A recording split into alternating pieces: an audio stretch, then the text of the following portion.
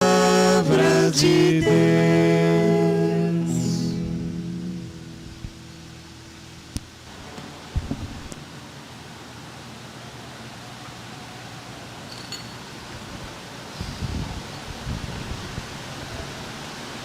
O Senhor esteja convosco. Ele está no meio de nós. Proclamação do Evangelho de Jesus Cristo segundo João. Glória a vós, Senhor.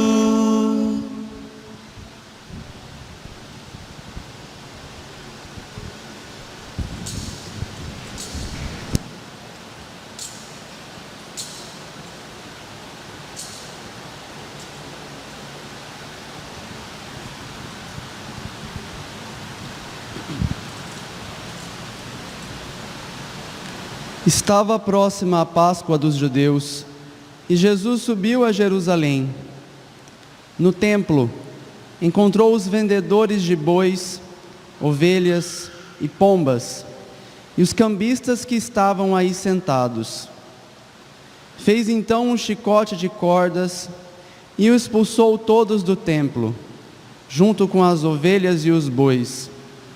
Espalhou as moedas, e derrubou as mesas dos cambistas.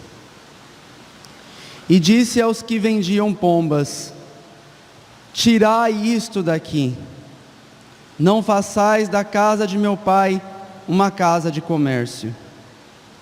Seus discípulos lembraram-se mais tarde que a Escritura diz: o zelo por tua casa me consumirá. Então os judeus perguntaram a Jesus: que sinal nos mostras para agir assim?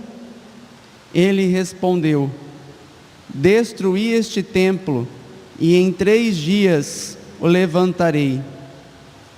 Os judeus disseram: 46 anos foram precisos para a construção deste santuário, e tu o levantarás em 3 dias? Mas Jesus estava falando do templo do seu corpo.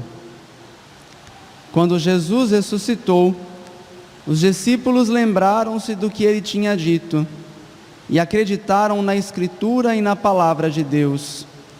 Jesus estava em Jerusalém durante a festa da Páscoa. Vendo os sinais que realizava, muitos creram no seu nome. Mas Jesus não lhes dava crédito, pois conhecia a todos, e não precisava do testemunho de ninguém acerca do ser humano, porque ele conhecia o homem por dentro. Palavra da salvação. Glória a vós, Senhor.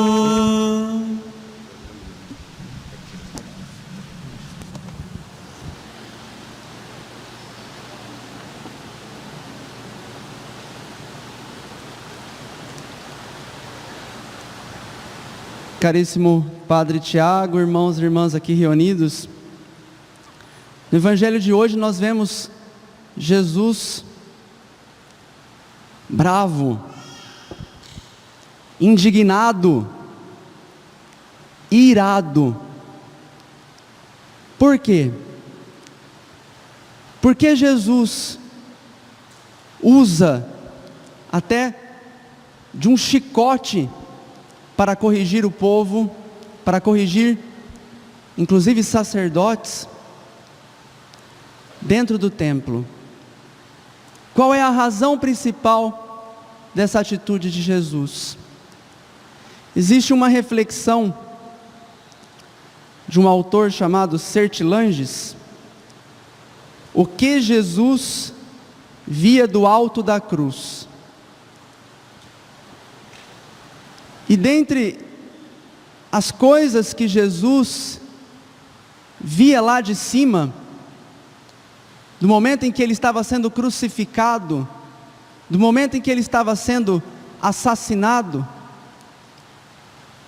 uma das paisagens que estava à frente de nosso Senhor, era justamente o templo. Jesus via o templo e chorava. E o seu coração doía, porque ele sabia o que aconteceria com o templo anos depois. Vejam, o que era o templo de Salomão? Para que o templo de Jerusalém existia? O templo de Jerusalém foi construído para que os judeus pudessem adorar a Deus, prestar o seu sacrifício e cumprir a sua vocação. E o templo de Jerusalém era chamado a ser, como nosso Senhor diz no Evangelho, casa de oração. Sobretudo uma oração de esperança, de expectativa, porque viria o dia em que o verdadeiro Deus, o Messias, estaria naquele templo para ser adorado em espírito e verdade. Nosso Senhor do alto da cruz via o templo e chorava porque o templo não estava voltado para a sua vocação.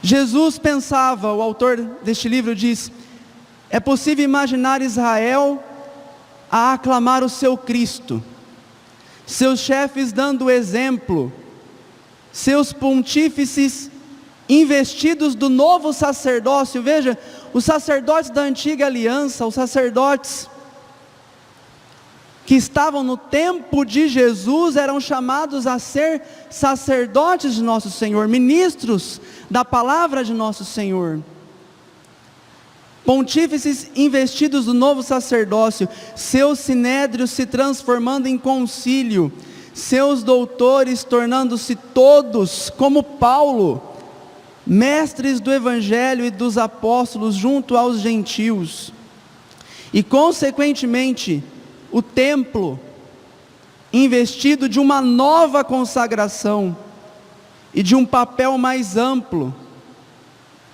Nós pensamos hoje na Basílica de São Pedro, a grande basílica do Papa, do Sumo Pontífice, mas era para ser o templo de Jerusalém.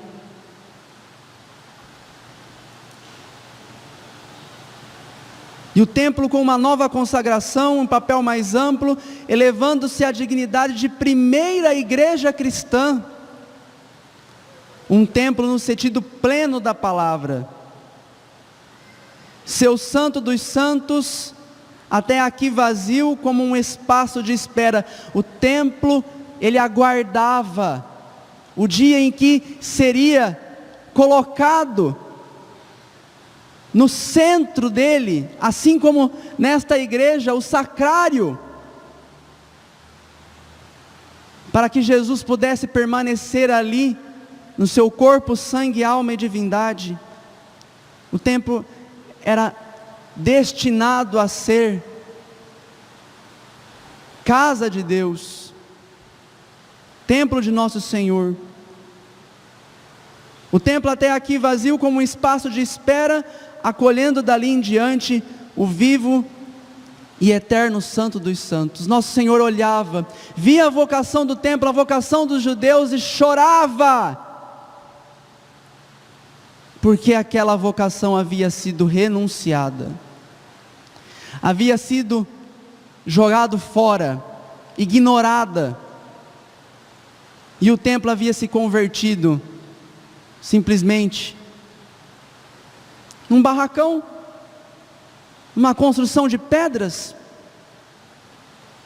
que não servia tanto mais para adorar a Deus, mas para satisfazer os desejos, as inclinações dos homens daquele tempo.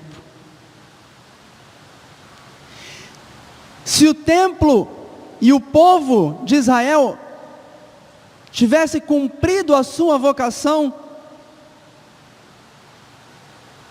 é evidente que num tal caso a Jerusalém antiga não teria sucumbido. Nosso Senhor disse: ah, Jerusalém, Jerusalém, Jerusalém, quantas vezes eu quis te reunir debaixo das minhas asas para te proteger. A queda de Jerusalém aconteceu porque ela se afastou de Deus. Jesus olha e pensa: a galinha com seus pintinhos sob as asas os teria defendido, e nem a águia romana, nem qualquer outro corvo em busca de sua presa teriam tido sucesso. O templo de Jerusalém não teria sido destruído. O templo de Jerusalém estaria de pé porque nosso Senhor o defenderia, se ele tivesse sido cuidado, preservado e destinado à sua vocação. Jesus olhava o templo, mas quem se afasta de Deus se condena à ruína. E o templo de Jerusalém foi destruído, e o que sobrou foi apenas o muro das lamentações, onde os judeus até hoje se lamentam por não terem mais um lugar onde adorar a Deus, por não terem um lugar mais onde prestar o seu culto, o seu sacrifício, porque no lugar, hoje existe até uma mesquita no lugar onde era o templo de Jerusalém. Mas não era só o templo que nosso Senhor via de cima da cruz. Nosso Senhor, pela visão beatífica, via a mim e a você.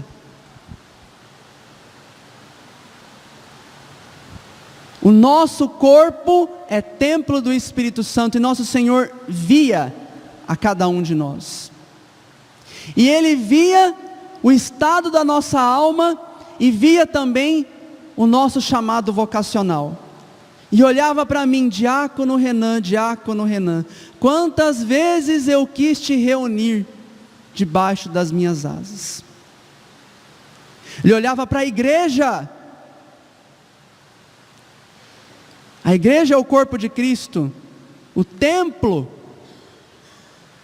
Olhava para nós, olhava para o estado de nossa alma e para aquilo que nós éramos chamados a ser. Será que nós podemos nos considerar melhores que aqueles judeus do templo de Jesus? Ou pelo caminho que nós estamos vivendo na nossa vida, também a nós não está sendo reservada uma destruição? No ano de 2005, o então cardeal Ratzinger fez uma meditação para a Via Sacra, e na 9ª estação, meditando sobre a terceira queda de Cristo, ele falava sobre o que provocara essa terceira queda. O cardeal Ratzinger dizia: não seria o caso de pensarmos também em tudo quanto Cristo tem sofrido em sua própria igreja? Quantas vezes abusa-se do santo sacramento, da sua presença? Quantos de nós tratamos a Eucaristia como se fosse um pedaço de biscoito, uma batata frita que eu recebo de qualquer modo? Vou para a fila da comunhão como se fosse receber uma bolachinha, sem reverência, sem amor, sem zelo, sem devoção. E quantas vezes o nosso coração está sujo, podre de pecados, como estava o templo, e o corpo de nosso Senhor é profanado. Com que frequência, dizia o cardeal Ratzinger, está vazio e cheio de maldade o coração que ele visita? Quantas vezes celebramos apenas nós, sem sequer nos darmos conta dele? Chegamos à igreja, mas é como se estivesse sendo celebrado uma missa de corpo presente, porque a alma está lá em outro lugar. pensando em outras coisas, talvez pensando no futebol que eu vou assistir no final da tarde, pensando no churrasco que eu vou fazer na minha família, ou pior, no pecado que eu vou cometer.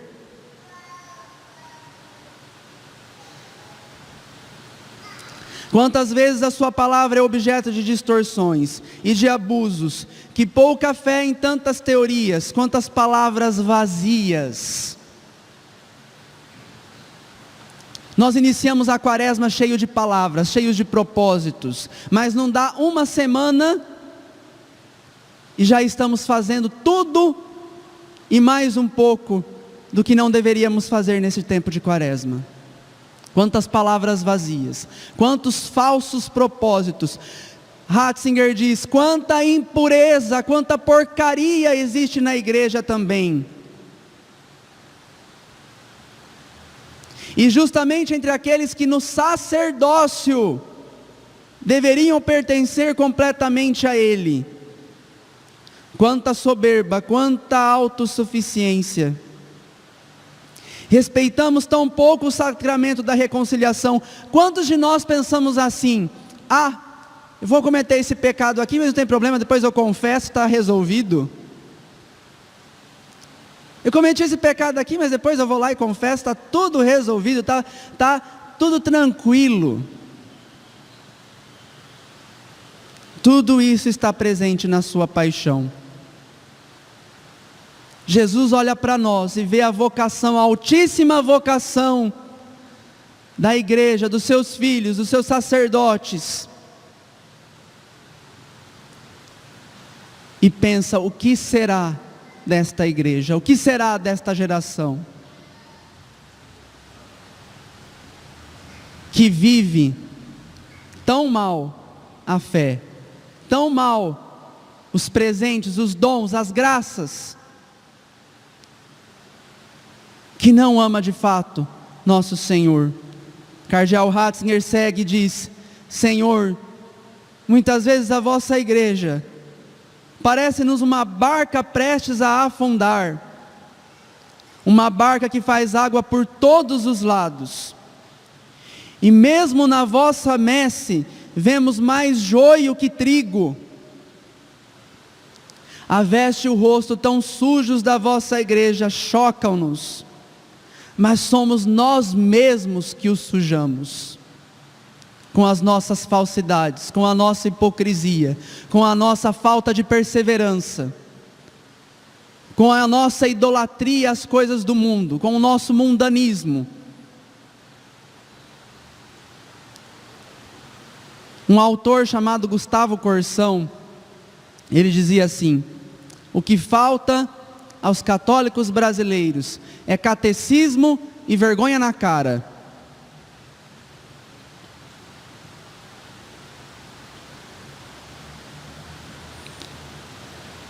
Somos sempre nós que vos traímos, depois de todas as nossas grandes palavras, nossos grandes atos.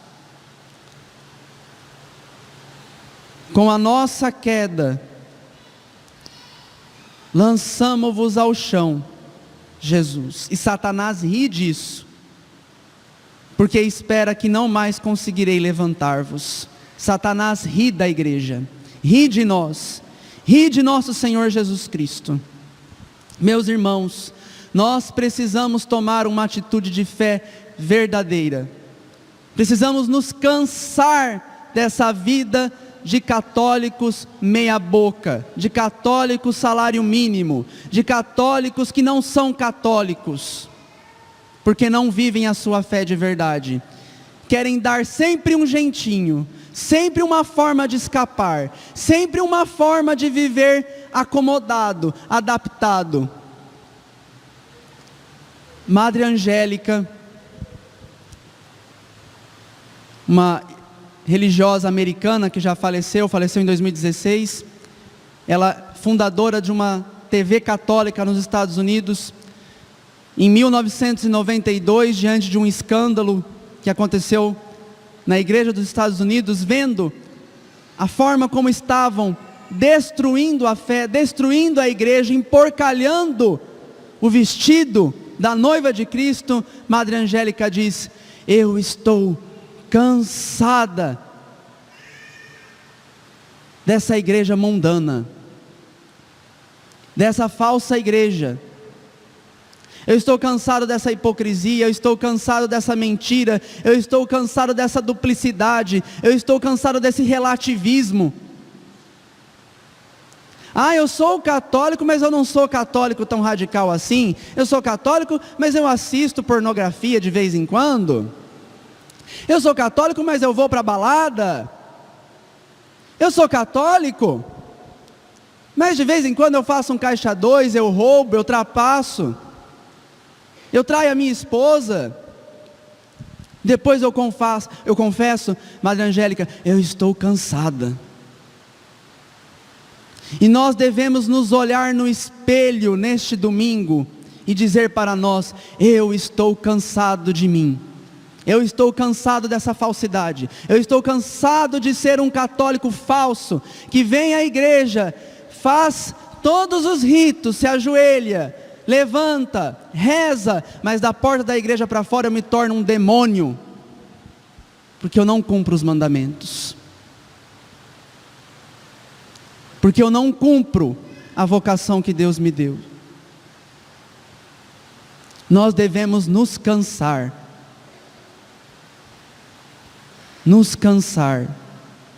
desta falsidade, porque é esta falsidade que nos levará à ruína, porque é isso que vai nos destruir, porque é isso que vai transformar o nosso casamento, a minha vocação ao sacerdócio. Se eu viver de forma má a minha vocação ao sacerdócio, eu vou me cansar.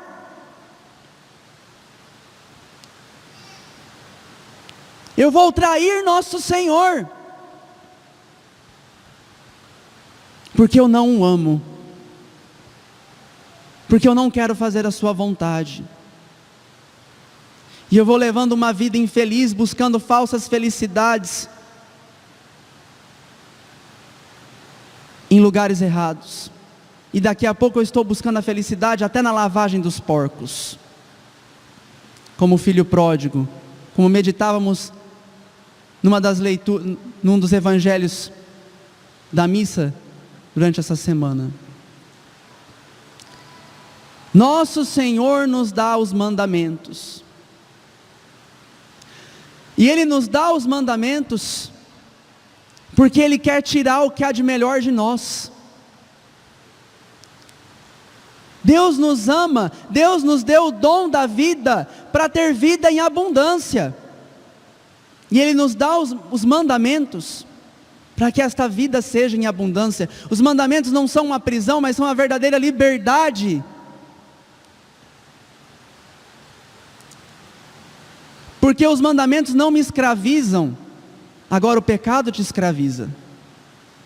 O pecado te prende, vai criando uma teia, vai amarrando as suas mãos de pecado em pecado.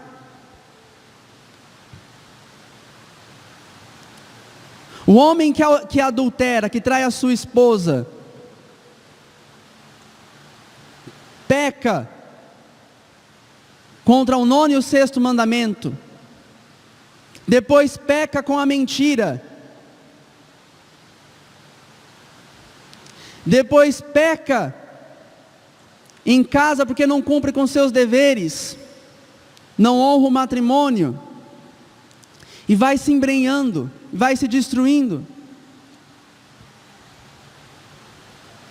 Deus nos dá os mandamentos para a nossa salvação. Mas eu não quero cumprir, mas eu quero ter a minha liberdade, eu quero escolher o meu caminho.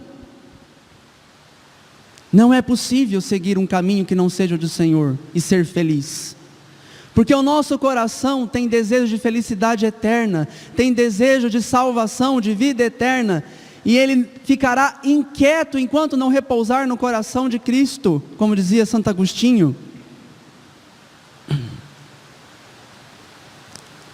Quais são então os mandamentos? Precisamos nos recordar dos mandamentos, porque quantos católicos hoje nem os 10 mandamentos sabem mais?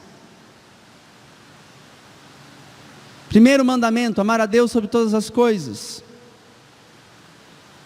Colocar Deus em primeiro lugar na minha vida.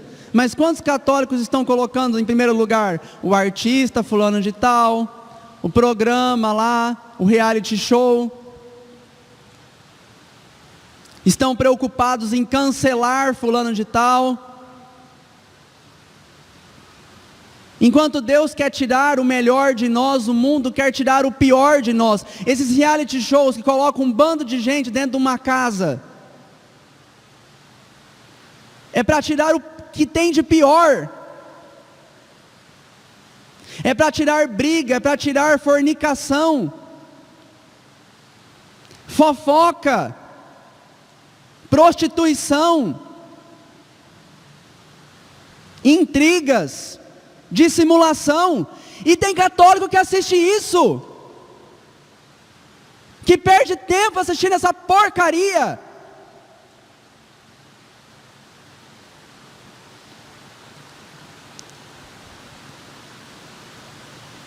Amar a Deus sobre todas as coisas. Segundo mandamento, não falar o nome de Deus em vão. Quantas blasfêmias, quantas vezes nós usamos o nome de Deus de qualquer jeito, quantas vezes nós precisamos nos confessar, mas não vamos nos confessar, e a gente fala, ah não, depois eu me acerto com Deus. Vai se acertar mesmo.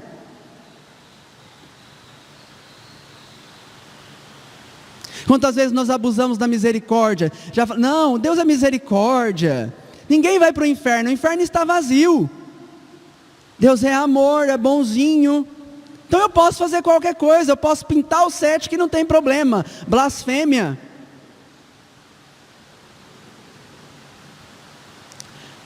Guardar domingos e festas. O pessoal entende que é para guardar domingos e festas, para ir festar, né? Tem que festar domingo. Não, gente. Guardar o domingo é viver o dia santo do Senhor. Festas são as festas litúrgicas. Dia de louvar a Deus pela santidade da igreja. Quarto mandamento, honrar pai e mãe. Quantos de nós somos tentados a não cuidar dos nossos pais, sobretudo na velhice? Quantos países já estão se entregando desavergonhadamente e desgraçadamente à eutanásia? Ah, o idoso não presta mais para nada, vamos lá, interna ele no hospital e mata, resolvido o problema, já está fazendo hora extra, não serve mais para nada. Vamos tratando os nossos avós, os nossos pais dessa maneira. Graças a Deus ainda não chegou essa porcaria aqui no Brasil, mas chegará. E nós católicos faremos o quê? Ficaremos calados? Como já chegou as leis do aborto, querem aprovar aqui no Brasil, como aprovaram na Argentina. E aquela pouca vergonha, daquele bando de gente louca nas ruas, comemorando e celebrando porque podem matar agora os seus filhos. Quinto mandamento, não matarás. Mas se comemora porque agora podem matar os próprios filhos. Mas como se chegou a isso? Ao aborto? Se chegou porque já não se cumpriu o sexto mandamento. Os casais não querem mais saber de guardar a sexualidade para o casamento e viver um casamento aberto à vida, mas já vai vivendo a sexualidade antes, fora do casamento. Então conhece uma menina no final de semana, já vai para a cama com ela, conhece uma menina no outro final de semana, e assim por diante, vai se relacionando, e vai usando, e vai abusando, e vai se entregando às paixões, como se fosse um animal irracional.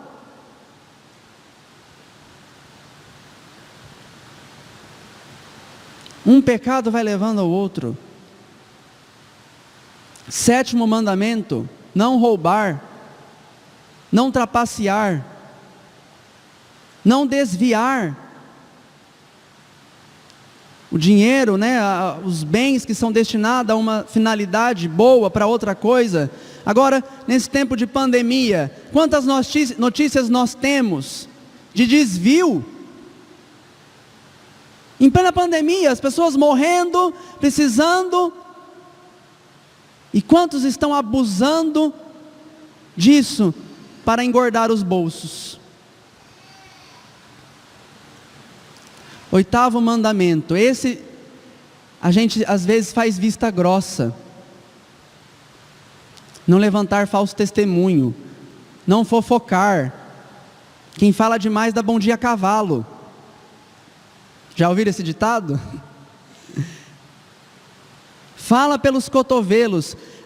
Santa Jacinta, quando soube que o inferno existia na eternidade,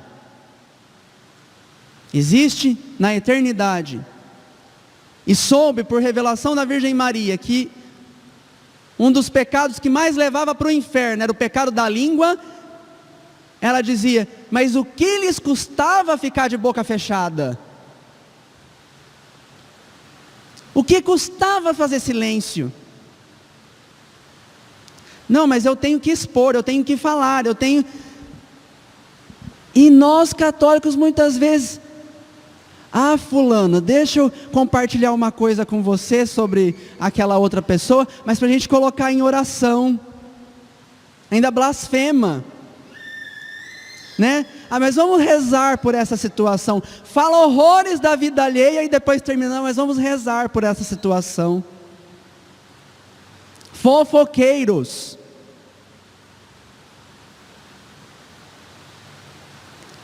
Que custava ficar de boca fechada. 9º mandamento: não adulterar, não trair, não cobiçar a esposa, o esposo alheio.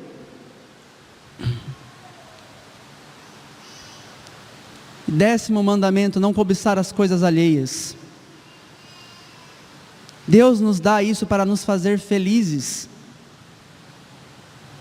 A gente acha que o pecado é maravilha até que a gente sofre as consequências do pecado.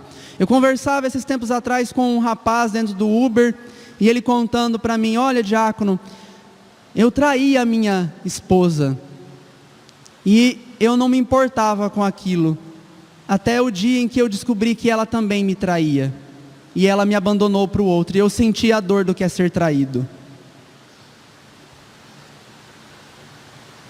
Mas a traição não é só a dor física, emocional. Os pecados têm a consequência da perdição eterna. E quando Deus nos adverte, não é porque Ele é um Deus mau que quer nos impedir de satisfazer o nosso coração, mas é porque Ele nos ama e vê do alto da cruz que nós temos uma vocação maior do que essa que nós estamos levando agora. Dessa vida miserável, cheia de pecados, cheia de hipocrisia e de dissimulação.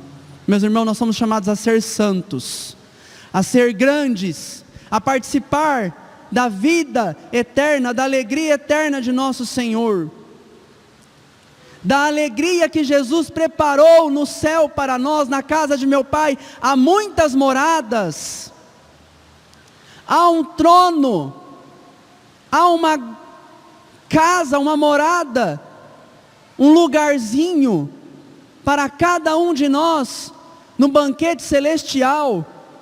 E Jesus nos aguarda com alegria, com amor, como o pai que esperava o filho pródigo voltar. Voltemos ao Senhor com um verdadeiro propósito. Vamos dar um basta, vamos dizer como Madre Angélica: eu estou cansado dessa vida falsa de um falso católico, eu estou cansado dessa miséria, vou voltar para a casa do meu Pai. Lá tem um banquete preparado para mim, lá tem a felicidade verdadeira, lá tem o amor que eu sempre sonhei para a minha vida, e dele nunca mais eu vou me apartar.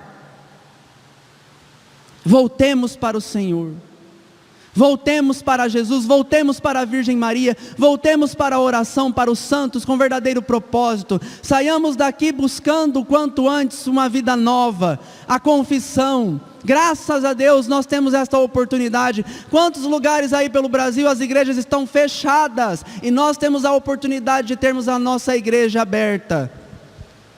Mas se nós não dermos valor, se nós vivermos uma vida hipócrita, falsa, com falsos católicos, acontecerá conosco o que aconteceu com o templo de Jerusalém, e só restará para nós o nosso muro das lamentações, o nosso travesseiro, para chorar, porque não cumprimos a vocação que Deus nos deu, chorar de amargor e de arrependimento. Voltemos então para o Senhor, voltemos então para a casa do Pai, para que Ele nos dê a alegria eterna. Na casa de meu Pai há muitas moradas. Ah, mas eu sou fraco. Peça a graça, peça o auxílio da Virgem Maria, reze o Santo Rosário. Caiu, levante-se, vá se confessar e volte para o Senhor. Mas não fique se arrastando no chão feito uma serpente, porque nós fomos destinados a voar como águias, nas asas do Senhor. Louvado seja o nome de nosso Senhor Jesus Cristo.